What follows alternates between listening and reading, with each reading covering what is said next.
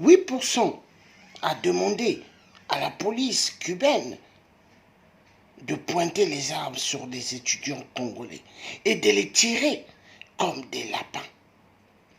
Car pour 8%, il se dit que le Cuba, c'est le Congo-Brazzaville. Il croit que Cuba, c'est Chakuna.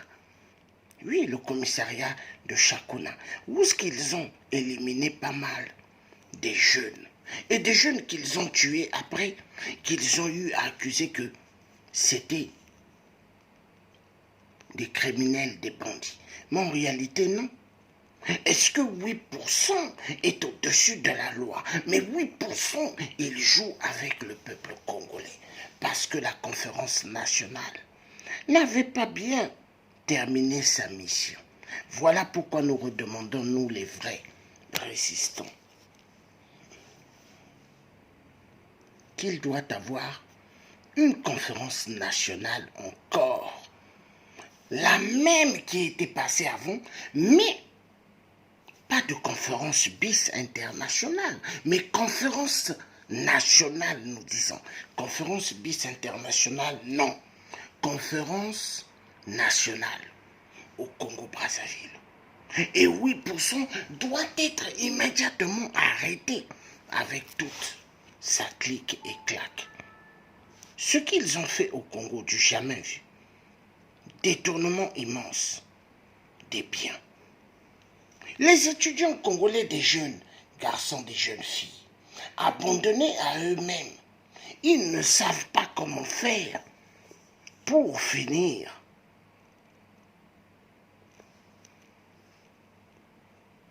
leurs études, car ils ne travaillent pas en Cuba. Ils n'ont rien. Mais comment ils font pour vivre?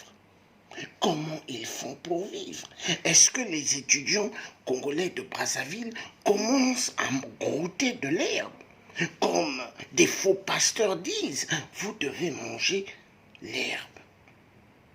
Mais les étudiants congolais ont besoin de leur bourse. Mais pourquoi l'homme de Mpila, l'homme d'Oyo, maltraite-t-il les étudiants? Pourquoi il est contre les étudiants congolais? Pourquoi? Est-ce que 8% est-il vraiment malade? Je dirais oui. Je dirais oui. 8% se dit qu'il peut faire ce qu'il veut.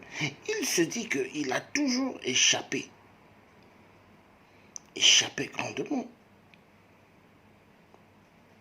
à la justice congolaise. On ne l'a jamais puni pour tous ses crimes.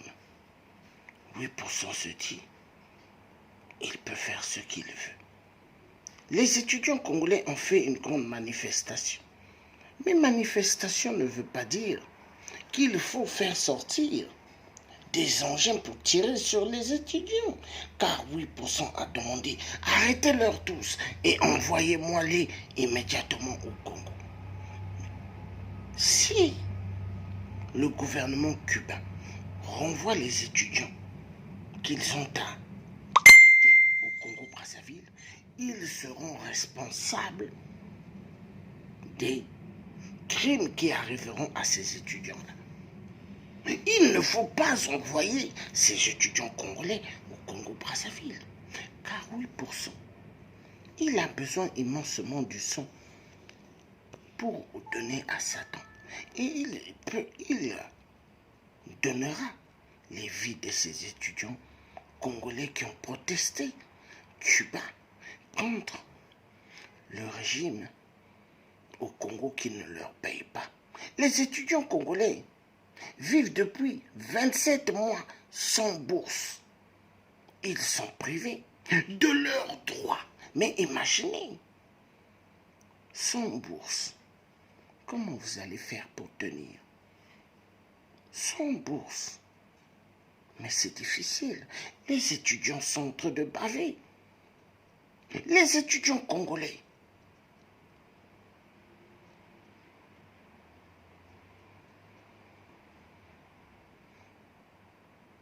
Beaucoup ne pourront même pas rentrer au Congo sans diplôme. Mais 8% pour lui.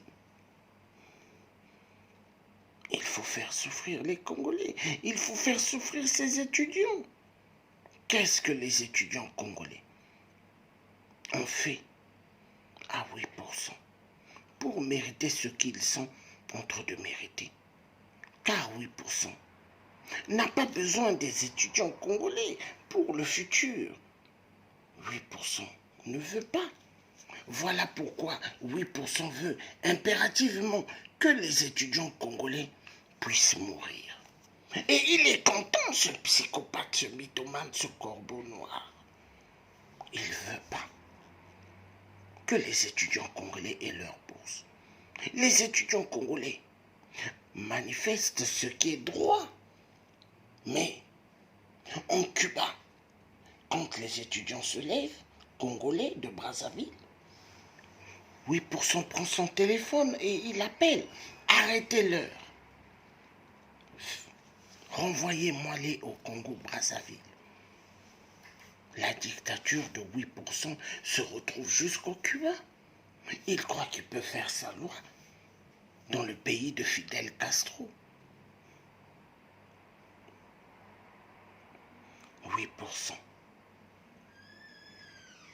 L'homme qui a tant fait du mal. Histoire à suivre.